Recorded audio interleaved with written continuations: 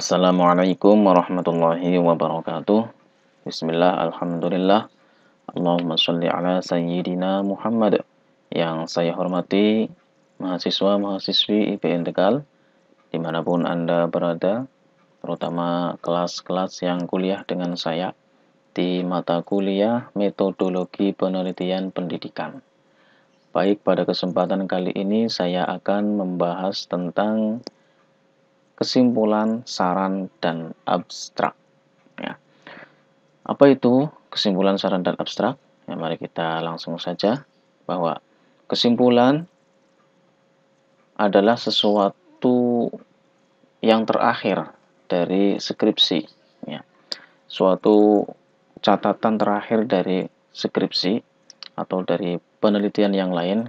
Saya fokusnya pada skripsi karena ini adalah metodologi mengantarkan bagaimana caranya membuat skripsi. Kita lihat dulu uraian tentang skripsi, tentang kesimpulan. Bahwa kesimpulan adalah bagian terpenting dalam setiap tulisan.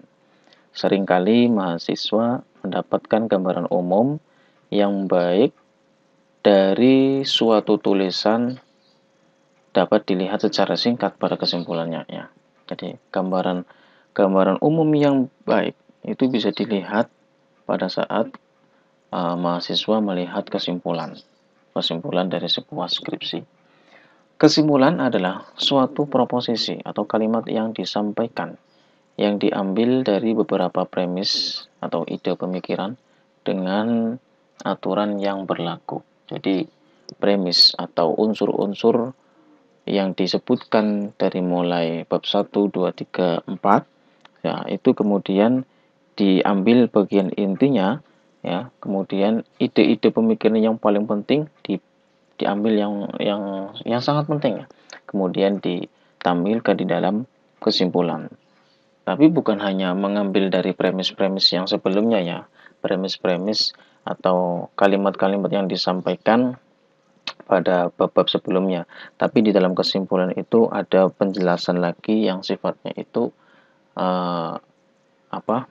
menjelaskan hasil dari apa yang telah diteliti dari proses awal sampai akhir.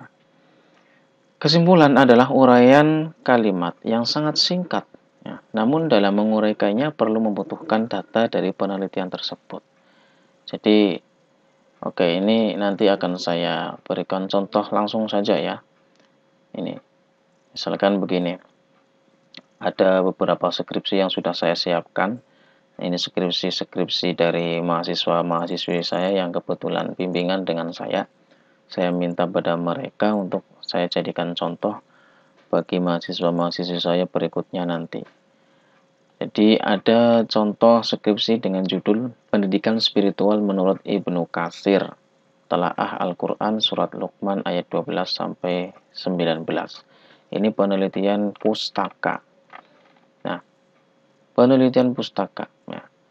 Jadi tadi kita lihat bahwa di sini kesimpulan adalah uraian kalimat yang singkat, namun dalam menguraikannya perlu membutuhkan data. Ingat, ini ada data, ya. Ada data. Nah, ini saya bacakan terakhirnya dulu. Kesimpulan harus menguraikan jawaban dari rumusan masalah. Ini intinya ini, menguraikan dari rumusan masalah. Mari kita praktek saja melihat skripsi teman kita. Nah, kita lihat dulu tentang rumusan masalahnya. Kita lihat rumusan masalahnya dari skripsi yang berjudul Pendidikan Spiritual dalam Al-Quran menurut Ibnu Katsir, Telaah Quran Surat Luqman ayat 12 sampai 19. Rumusan masalahnya ada dua. Bagaimana konsep pendidikan spiritual dalam Al-Quran? Menanyakan tentang konsepnya, ya. Kemudian bagaimana implementasi. Jadi ada konsep, ada implementasi. Ini yang garis besarnya itu konsep dan implementasi. Jadi kesimpulan itu tidak boleh menyimpang dari dua rumusan masalah ini. Kalau rumusan masalahnya 3, ya, kesimpulannya juga ada 3 poin yang paling utama yang harus dijawab, dijelaskan di dalam kesimpulan itu sendiri. Coba kita lihat kesimpulannya bagaimana. Kita tarik di bab terakhir. Ini dia. Jadi pertama tadi bicara tentang konsep. Dalam surat Luqman ayat 12 sampai 19 tentang pendidikan, umumnya ini tidak semuanya terdapat pendidikan spiritual yang dimasukkan, melainkan hanya ada pada surat Luqman ya, ayat sekian terus ya. Dari keempat ayat tersebut menyebutkan pendidikan spiritual yang terkandung dalam 4S 1A. Nah, ini penelitinya itu kreatif ya, menyebutkan kalimat 4S plus 1A. Nah, ini sebenarnya apa ya? Syirik, syukur, sholat, sabar, dan amar ma'ruf. Jadi ini sesuatu yang unik ya. Jadi dalam kesimpulan itu, alangkah baiknya menyebutkan sesuatu yang unik yang belum pernah dicetuskan pada para peneliti-peneliti sebelumnya. Ya. Ini konsepnya begini ya. Kemudian bicara tentang implementasi. Ya. Implementasi pendidikan spiritual dalam kehidupan masyarakat dan lain. Nah, ini dia menjawabkan dan seterusnya ya. Menjawab tentang implementasi yang kedua. Jadi intinya kesimpulan itu sesuatu yang unik ya, yang belum pernah dibahas di bab, yang belum pernah disebutkan di dalam bab 1, 2, 3, 4. Jadi harus membuat kalimat tersendiri, bukan hanya menyimpulkan, bukan hanya menulis ulang. Ingat, kesimpulan itu bukan menulis ulang dari bab 1, 2, 3 yang sudah dijelaskan. Maksudnya menyimpulkan ulang itu bagaimana? Misalkan ini ya, saya ambil contoh begini. Dari implementasi pendidikan spiritual dalam kehidupan masyarakat antara lain menjauhkan diri dari perbuatan syirik dalam hidupnya, selalu mensyukuri. Jadi kalimat ini itu seharusnya tidak disebutkan di bab 2, 3, 4. Ini adalah kalimat tersendiri. Kita lanjut pada pembahasan berikutnya. Saya beri contoh lagi ya tentang ini aja judul. Ada judul tentang analisis ketauhidan dalam kitab Aqidatul Awam. Ini rumusan masalahnya kita lihat.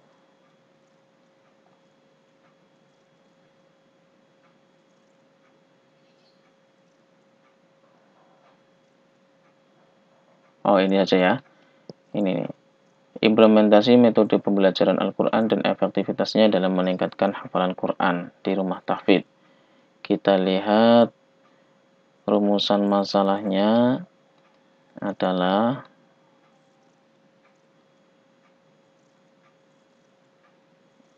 ini dia. Bagaimana konsep metode pembelajaran Al-Quran dan efektivitasnya dalam meningkatkan hafalan Al-Quran. Jadi kita bicara tentang konsep metodenya. Ini bicara tentang implementasi metodenya di rumah tahfidz tersebut. Kita lihat kesimpulannya. Nah, ini ada catatan yang saya beri tanda merah ini ya.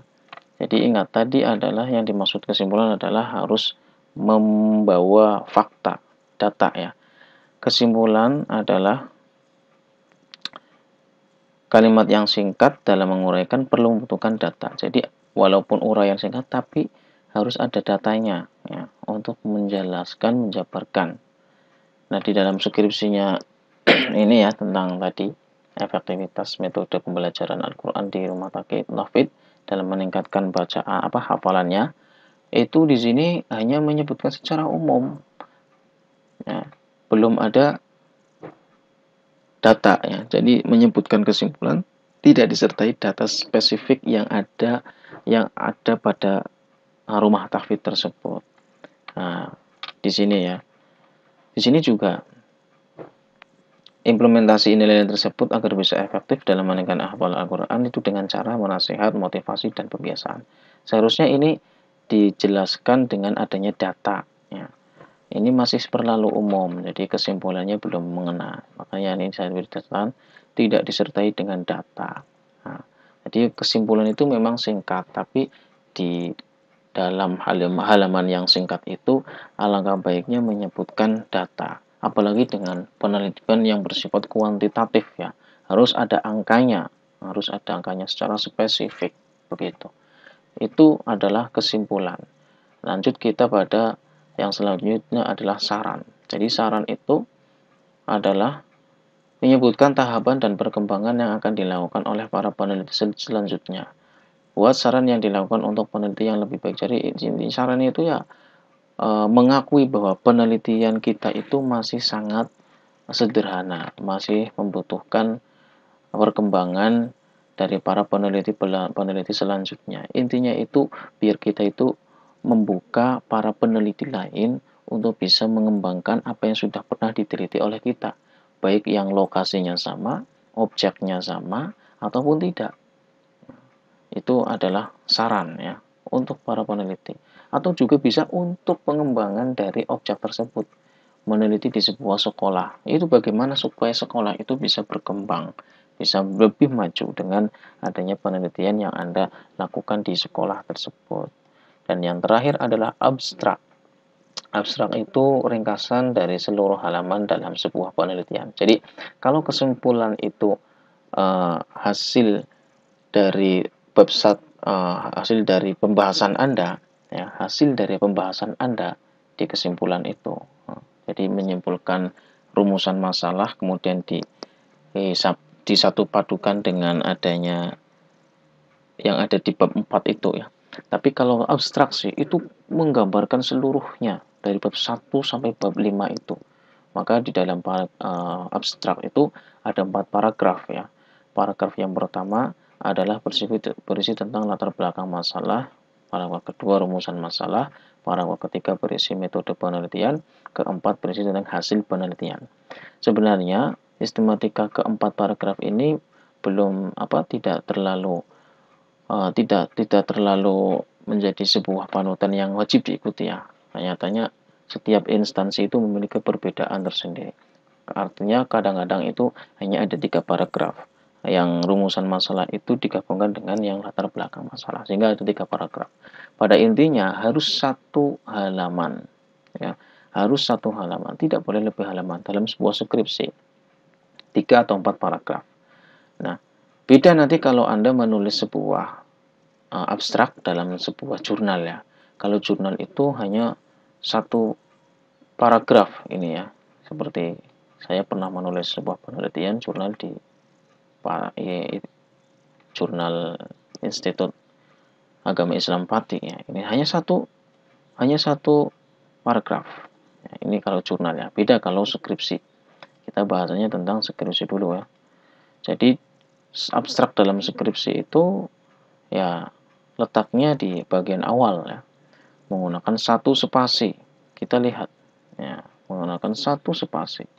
Skripsinya Muhammad Hasan lagi ini ya.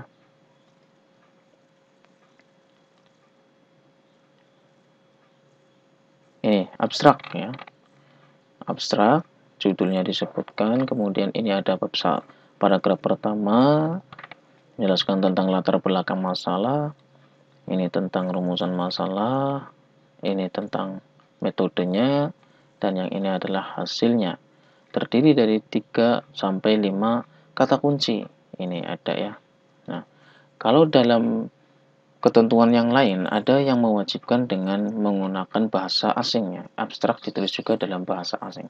Tapi di beberapa instansi tersebut juga yang lain juga belum menerapkan tentang bahasa asing. Tapi kalau jurnal itu idealnya harus ada bahasa asingnya atau bahasa Indonesia bahasa asingnya. Nah, kalau bahasa asingnya di dalam jurnal, di dalam penelitian skripsi itu ya ditulis dengan menggunakan format italic ya, miring. Terdiri dari 2 bahasa. Ini kalau yang ini sifatnya masih belum begitu merata. Tergantung bagaimana instansi tersebut menentukan. Tapi idealnya memang harus 2 bahasa. Nah, begitulah keterangan singkat tentang kesimpulan, saran, dan abstrak. Intinya kesimpulan bagian terakhir yang menjelaskan dari pembahasan bab-bab sebelumnya. Kalau abstrak bagian di paling awal, tapi abstrak membuatnya paling akhir. Ya, abstrak itu ditulis di awal, tapi pembuatannya paling terakhir. Itu yang dapat saya sampaikan, semoga bisa dipahami. Terima kasih. Assalamualaikum warahmatullahi wabarakatuh.